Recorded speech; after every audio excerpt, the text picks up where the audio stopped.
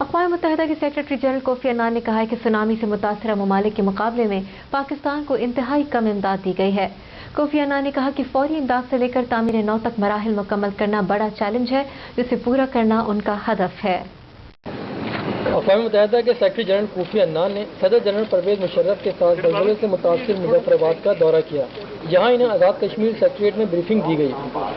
Briefing کے بعد دونوں رہنما خیمہ بستی، اقوام متحدہ کے کیمپ اور یونیسیف کے مرکز بھی گئے اور لوگوں سے ان کی مشکلات کے بارے میں دریافت کیا۔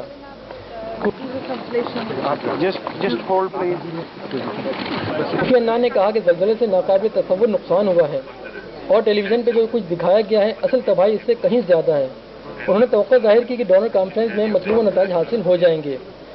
صدر جنرل پرویز مشرف کا کہنا تھا کہ متاثرین تک امداد پہنچانے کا عمل ممکن بنایا جائے گا اور حکومت کو ملنے والی رقم صحیح طور پر خرچ کیے جانے کا عمل یقینی بنانے کے لیے غیر ملکی آڈیٹر سے اخراجات کا آڈٹ کرایا جائے گا۔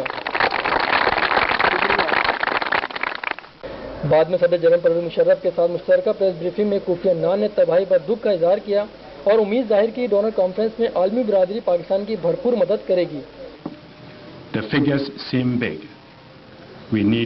یہ رقم بظاہر بہت زیادہ نظر آتی ہے، ہمیں 5.2 ارب کی ضرورت ہے، مگر جب آپ تباہی دیکھتے ہیں تو یہ رقم اتنی زیادہ نہیں لگتی۔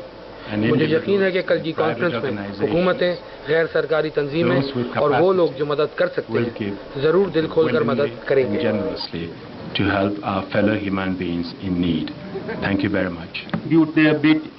صدر نے کہا کہ تعمیر نو اور بحالی کے لیے طویل المدتی پالیسی کا انحصار ڈونر کانفرنس کے نتائج پر ہے۔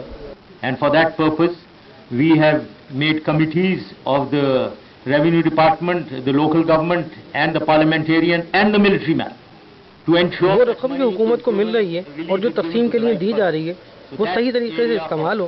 میں کل کانفرنس میں بتاؤں گا کہ حکومت احتساب اور اس عمل کو شفاف بنانے کے لیے کیا اقدامات کر رہی ہے۔ اس کا آڈٹ غیر ملکی آڈیٹر سے کرایا جائے گا، نہ کہ مقامی آڈیٹر سے۔ ہم ایک ایک پیسے کے لیے احتساب کے عمل کو یقینی بنائیں گے۔ at the conference what all transparency and accountability measures that the government has adopted, including audit by foreign auditors, not by locals, and total transparency and accountability will be ensured